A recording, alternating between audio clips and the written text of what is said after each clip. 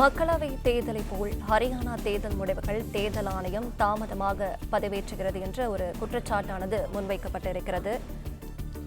தேர்தல் ஆணையம் மீது காங்கிரஸ் ஆனது குற்றச்சாட்டை முன்வைத்திருக்கிறது. மக்களவை தேர்தலை போல் ஹரியானா தேர்தல் முடிவுகளை தேர்தல் ஆணையம் தாமதமாக பதிவேற்றுகிறது என்ற குற்றச்சாட்டு முன்வைக்கப்பட்டிருக்கிறது. விவரங்களை நம்முடைய செய்தியாளர் ராஜகுமரன் வழங்கி கேட்கலாம். ராஜகுமரன், விரிவான விவரங்களை தொடர்ந்து வழங்கலாம். ஹரியானா மாநிலத்தை பொறுத்தவரை மிக சின்னஞ்சிறிய மாநிலம். அங்க இருக்கக்கூடிய சட்டமன்ற தொகுதிகளில் ஒரு சில ஆயிரம் வாக்குகள் வித்தியாசம்தான் வெற்றி தோல்வியை தீர்மானிக்கும். எனவே ஒவ்வொரு 100 வாக்குகளையும் மிக கவனமாக ஹரியானா மாநிலத்தில் அரசியல் கட்சிகள் பார்க்கின்றன. இந்த நிலையில்தான் மக்களவை தேர்தலை போன்று ஹரியானா தேர்தல் முடிவுகளையும் வெளியிடுவதில் தாமதம் காட்டுவதாக தேர்தல் ஆணையத்தின் மீது காங்கிரஸ் ஒரு குற்றச்சாட்டை முன்வைத்திருக்கின்றது. வாக்குகள் எண்ணப்பட்டுக் கொண்டிருக்கின்றன, முன்னிலை நிலவரத்தை உடனுக்குடன் நீங்கள் ஏன் தேர்தல் ஆணையத்தினுடைய அதிகாரப்பூர்வ வலைதளங்களில் பதிவு செய்யவில்லை என்ற கேள்வியினை தேர்தல் ஆணையத்தை நோக்கி காங்கிரஸ் எழுப்பியிருக்கின்றது. முன்னணி நிலவரத்தை பதிவிடக்கூடிய நிலையிலும் அவற்றை மாற்றி மாற்றி பதிவிடுவதாகவும் தங்களுடைய குற்றச்சாட்டை காங்கிரஸ் தேர்தல் ஆணையத்தை நோக்கி வைத்திருக்கின்றது.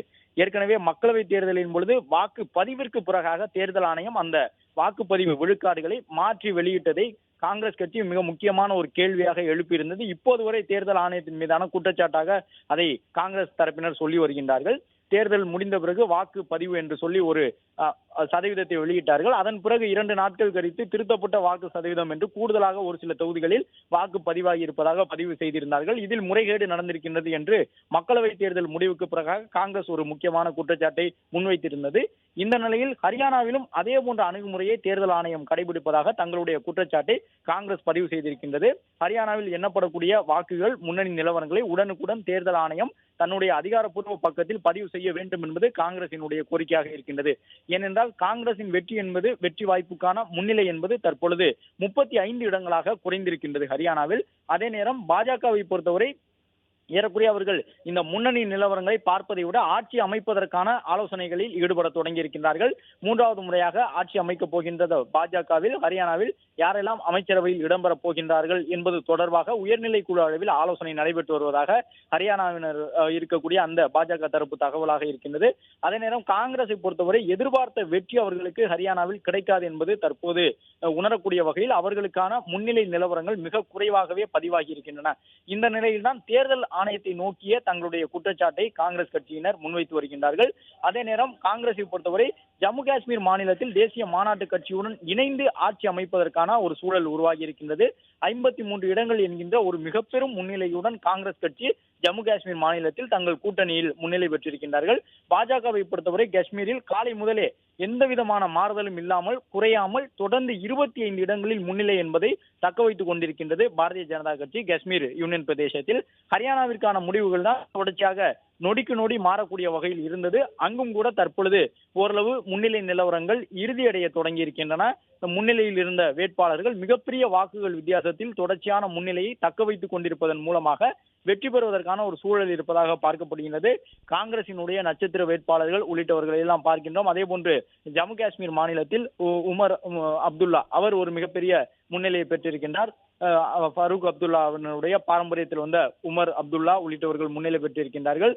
அதே போன்று அனில் விஜ் அவர் பின்னடைவை சந்தித்திருக்கின்றார் ஒரு சில தொகுதிகளில்.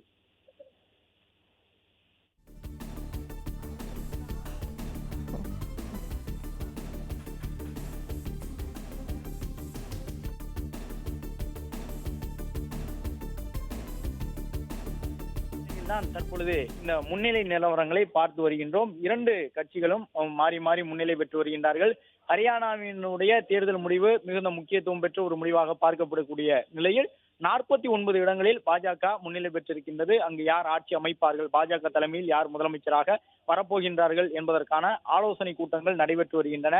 அதே நேரம் காங்கிரஸை பொறுத்தவரை எந்த இடத்தில் தவறவிட்டோம் என்பது குறித்து ஆலோசனையினை மேற்கொள்ள இருக்கின்றார்கள். கார்கே காங்கிரசினுடைய தேசிய தலைவராக வந்த பிறகு அவர்கள் சந்தித்த தேர்தல்களில் கணிசமான வெற்றியை பதிவு செய்திருக்கிறார்கள். காங்கிரஸ் கடந்த காலங்களில் இருந்ததை போல் இல்லாமல் தற்பொழுது மக்களவை எதிர்க்கட்சி தலைவராக ராகுல் காந்தி வந்த பிறகு தன்னுடைய புதிய அத்தியாயத்தை காங்கிரஸ் கட்சி எழுத தொடங்கி இருக்கின்றது. காங்கிரசினுடைய தேர்தல் பிரச்சாரம் உள்ளிட்டவற்றில் மிக முக்கியமான மாற்றங்கள் ஏற்பட்டிருக்கின்றன. நேரடியாக பாஜகவை சாடக்கூடிய வகையில் மக்களவை எதிர்க்கட்சி தலைவரான பிறகு ராகுல் காந்தியினுடைய தேர்தல் பரப்புரைகள் இருக்கின்றன.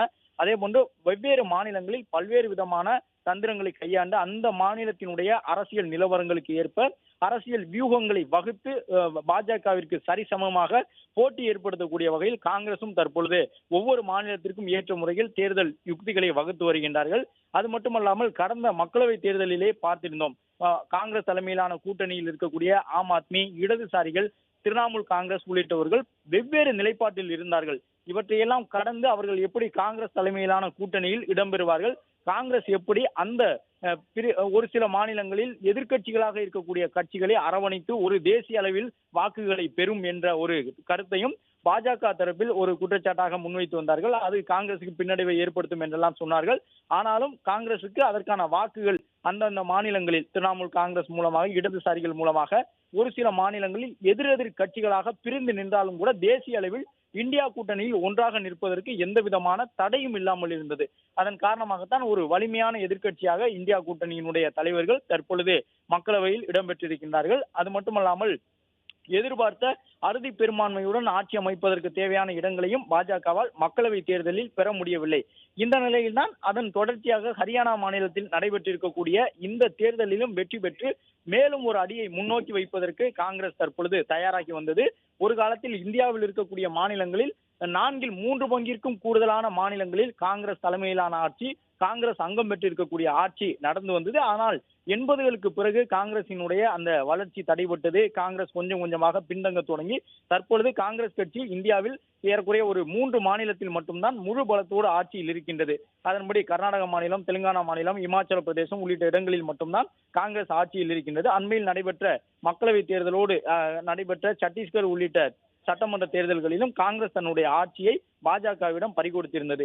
இந்த நிலையில்தான் மீண்டும் வெற்றி பாதைக்கு திரும்பக்கூடிய வகையில் காங்கிரஸ் தொண்டர்கள் உற்சாகத்தோடு பணியாற்றி வருகின்றார்கள். பல்வேறு மாநிலங்களில், தமிழகம் உட்பட பல இடங்களில் காங்கிரஸ் கட்சி மீண்டும் தனித்துவத்தோடு தேர்தலை சந்திக்க வேண்டும் என்ற குரல் எல்லாம் காங்கிரஸ் கட்சியில் எழத் தொடங்கி இருக்கின்றது. இந்த நிலையில் ஹரியானாவினுடைய முடிவுகள் காங்கிரசுக்கு ஒரு பின்னடைவாக பார்க்கப்படுகின்றது.